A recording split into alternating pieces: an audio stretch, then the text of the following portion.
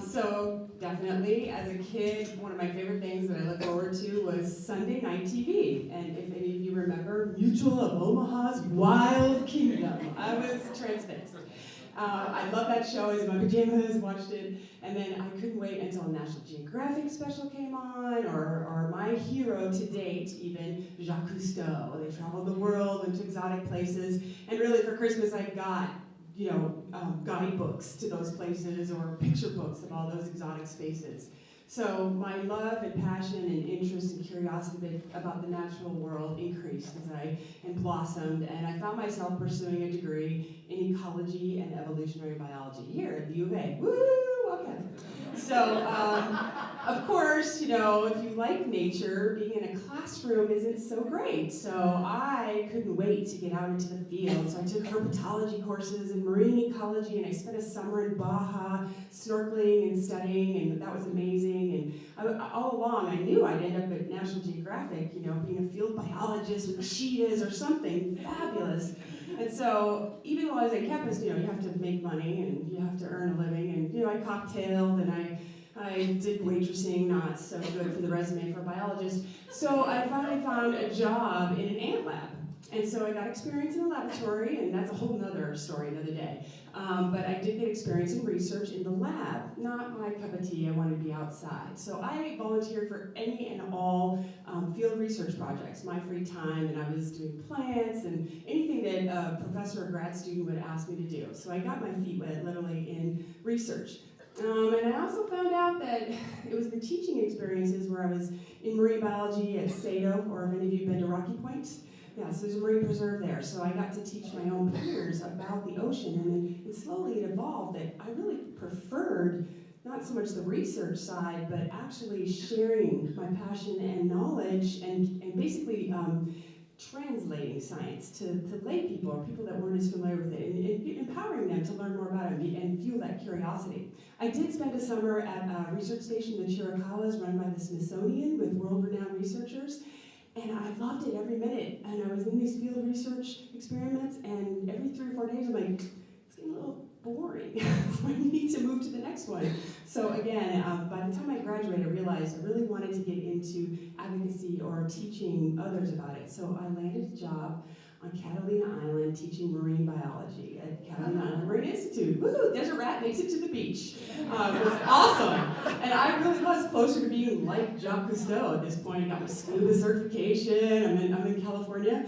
Wetsuit's not so great, but anyway, I got to entertain, and that's what I called it, entertain 4th grade through high school groups coming from all over the country to learn about the marine environment, which was amazing, and I saw wonderful things, and each day I could bring excitement to seeing that orange Garibaldi fish for a 3rd grader. I felt it, I exuded it, I dove down and brought it up for them. It was awesome. But after a period of time of week after week of doing that, I wanted to do something bigger. I wanted to have a bigger impact. And of course, during my years in college, we kept hearing about the rainforest. And I wanted to be involved in international conservation. So here I didn't make a lot of money as a biologist, and how could I travel and have a bigger place in the world? And Peace Corps. It's the best job you'll ever love, right? So basically, I signed up, did Peace Corps, and I was a little bit older than a lot of the volunteers going out. I'd already had a work experience and kind of had really understood. I'd been from the Southwest too, and I really hoped to go to Latin America. I wanted to work in the tropics. But there was a chance I could go to Africa. Fortunately, right at that time, the Eastern Bloc countries opened up, and so I literally got my first choice. That's unheard of. Don't ever expect that from the Peace Corps. So I landed a job in Costa Rica, in Monteverde, which is the cloud forest. And that's a big tourist destination, but believe me, you'll understand in a moment. It was definitely Peace Corps. So we're a group, and we fly to Miami, which was our staging area. Never been, quite an experience. And then we make our way to Costa Rica. And so I do remember that long flight. I was so anxious, so excited, couldn't wait to get there. And literally, as we're landing into the capital, our plane starts to bump and pop, and we're getting warnings, and I'm like, ooh, this is crazy. And so I was a window seat. Yeah, most people were afraid. I was like, what's going on? Like a roller coaster. And then as the plane would pitch and turn, you you would get shots of enormous waterfalls and vegetation. I'm like, oh my God, I felt like I was in that movie. What's that movie? Jewel of the Nile with Michael Douglas and Catherine Turner. Like, we're going to the Nile! No, it's amazing. And so I get in and I get hit by the humidity and the heat, and I'm like, oh, it's kind of hot here, you know, for the desert rat. But that was okay, and I don't know why I thought it would be like Mexico. It's not. It's Latin America. It's Central America. It's Costa Rica. So the organizers took us to a fabulous dinner with new flavors and new smells and new sights, and it was amazing. And then the next day we were taken to the training site where we'd spend our days for 3 months, learning Spanish language, of course, our technical training, as well as cultural, so that we wouldn't make fools of ourselves or our government or our country while we were in another country. So part of that was living with a host family. And so my host family was a single mom that had 13 brothers and sisters. And so they had families. And our neighbor, actually, another Peace Corps volunteer, she lived right next door to me. And so they actually took care of all of our needs. They cooked for us, washed our clothes, all of that, while we trained all day. And we needed to. But day 2, I'm not shy, right? I'm not shy.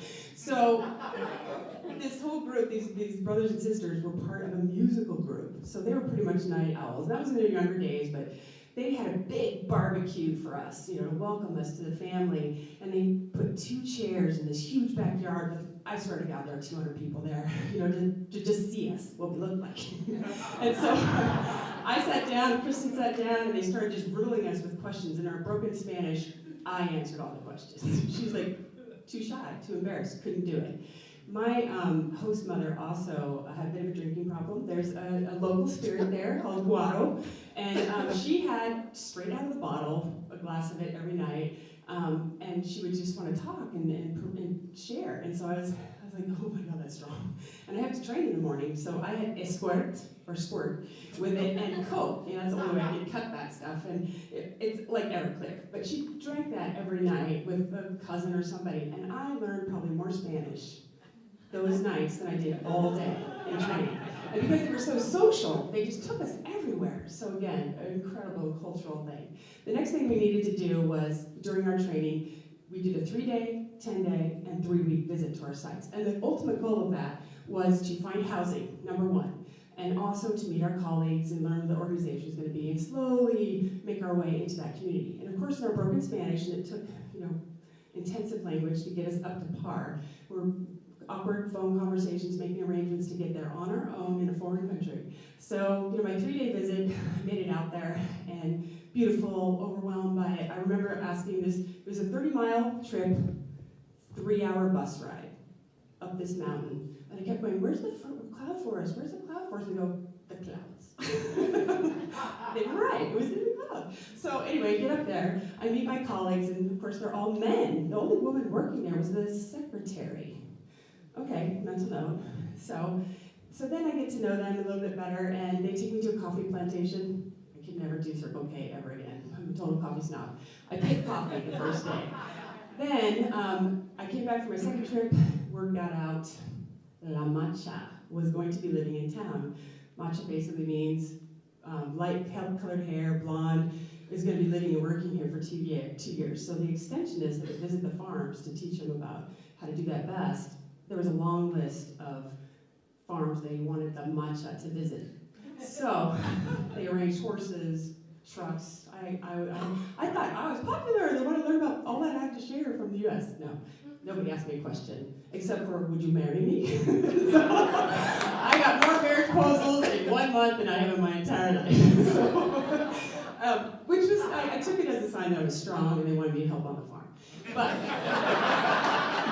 there was a real crisis with trying to find housing because the cost of living was so high, number 2 destination in the country for tourism. So there were no rooms that Peace Corps salary would afford. So I found myself at the bottom of the hill, San Luis. A lovely, humble family took me in, and this lovely woman that was a teacher, I met with her. No running water, no electricity. Sun went down at 4:30 on a nice dairy farm. And I said yes, because I could afford it. Then I found myself there. First week, do you know how quiet it is on a farm? Even in the jungle, crickets, and the sun going down, this night owl.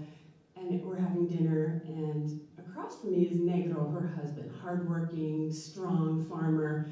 And Negro means dark, but it also means love, so term of endearment for her. And he just stared at me. No expression, no conversation. I'm looking around, 26, looking down, starting to sweat. I just didn't really understand. What did he think I was? Look away. So I really cherish those moments when he actually went down and charged a car battery so we could watch staticky TV for a little while. So, all I have to say is that we had some interesting experiences and language confusion, but by the end of my experience in Costa Rica, I realized I could go anywhere in the world, anywhere, and find community, find connection with new faces, places, and spaces.